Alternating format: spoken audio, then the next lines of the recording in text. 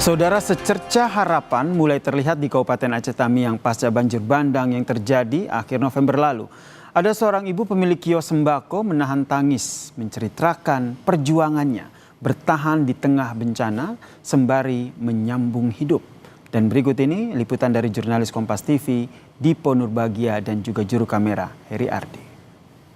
Ini adalah salah satu pusat perekonomian di Kabupaten Aceh Tamiang, dan usai bencana banjir bandang terjadi, warga mencoba untuk kembali memulihkan kondisi di sini secara mandiri. Bisa dilihat pasar sedikit demi sedikit, tentu belum seutuhnya, tapi sudah mulai dapat beroperasi agar masyarakat di sini bisa menyambung hidup mereka. Saya akan coba masuk, saudara, untuk melihat situasi di pasar Kuala Simpang, karena saya mendapat informasi bahwa ada satu toko sembako yang juga sempat terendam banjir bandang meskipun sudah naik posisinya ya, tapi tetap terendam bahkan dengan ketinggian yang cukup tinggi. Sebagian apa, Bu? Setinggi apa?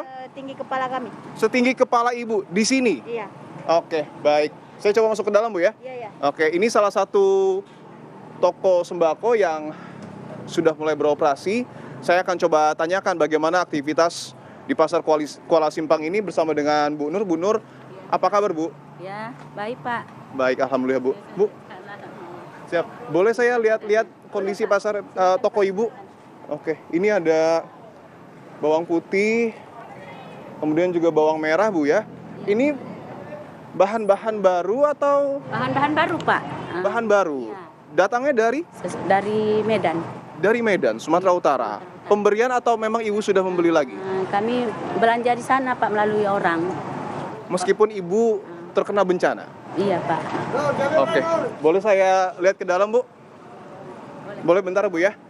Barang-barang yang dijual di sini ada yang ditaruh di atas, itu selamat, tapi yang di bawah tidak. Di bawah tidak selamat, Pak. Ketinggiannya banjir saat itu setinggi apa? Seleher, Pak. Seleher. Mungkin sebatas ini, Bu? Sebatas ini, Pak. Oke. Cukup tinggi, Bu, ya? Proses pembersihan material lumpurnya? Ini semalam tuh gotong royong, Pak. Nggak bisa 1-2 orang, sampai 6 orang semalam tuh, Pak. Untuk lumpurnya segini. Lumpurnya selutut? Di atas lutut, Pak. Di atas lutut? Di atas lutut lumpurnya. Butuh waktu berapa hari, Bu? 3 hari, Pak. 3 hari untuk membersihkan? 3 hari butuh pembersihannya. Sekecil ini 3 hari dan tidak bisa seorang diri? Yang bersihkannya. 6 orang ya? Iya. Dan ini juga belum seutuhnya bersih? Belum seutuhnya bersih. Toko Ibu juga nyaris tenggelam seutuhnya, bahkan bagaimana Ibu bertahan, Bu, untuk kemudian tetap bisa menyambung hidup?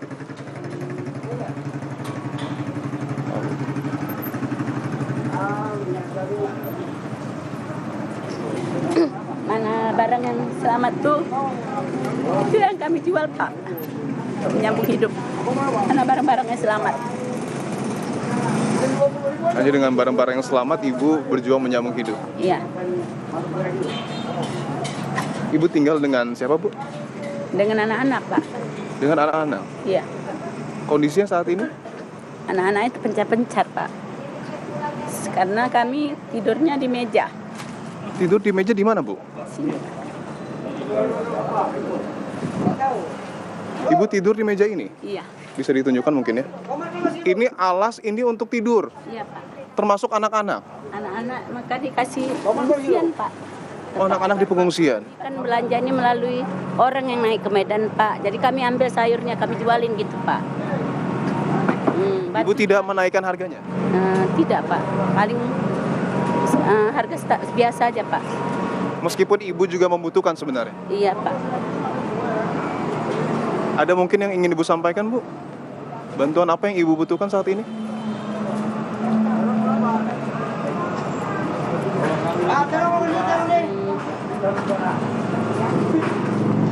Tidak tahu, Pak. Karena tempat tinggal pun nggak ada, Pak.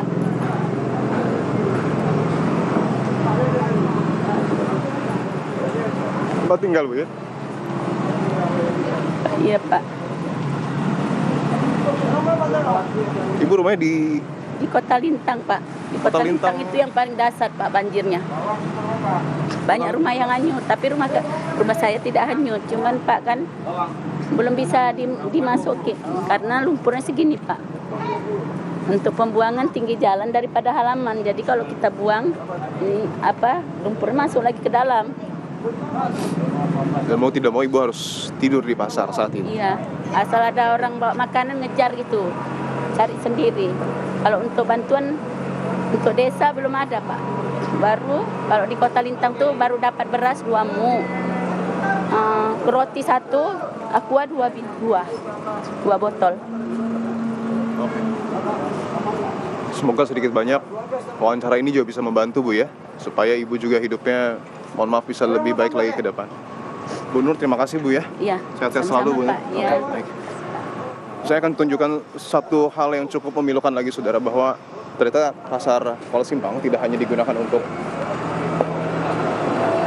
berjualan bahan-bahan pokok, tetapi juga di atasnya ada pengungsian. Saya akan tunjukkan.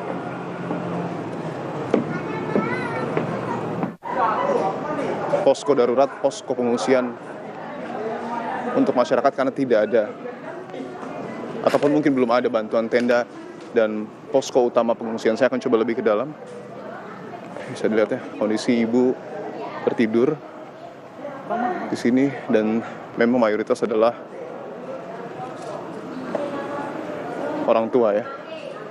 Oke.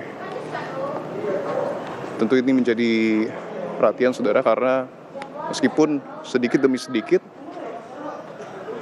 masyarakat berjuang untuk kemudian dapat pulih kembali bahkan secara mandiri, tetapi tentu yang menjadi perhatian adalah tidak hanya soal makanan, tidak hanya soal air bersih, listrik, bahkan tempat tinggal kini menjadi satu hal yang betul-betul harus diperhatikan oleh pemerintah, karena rumah mereka sudah hancur tapi posko pengungsian bagi mereka belum ada secara merata. Saya akan terus melaporkan dari Kabupaten Aceh Tamiang, Provinsi Aceh. Saya Diperbagi dan juga juru kamera Heriardi melaporkan langsung dari Provinsi Aceh.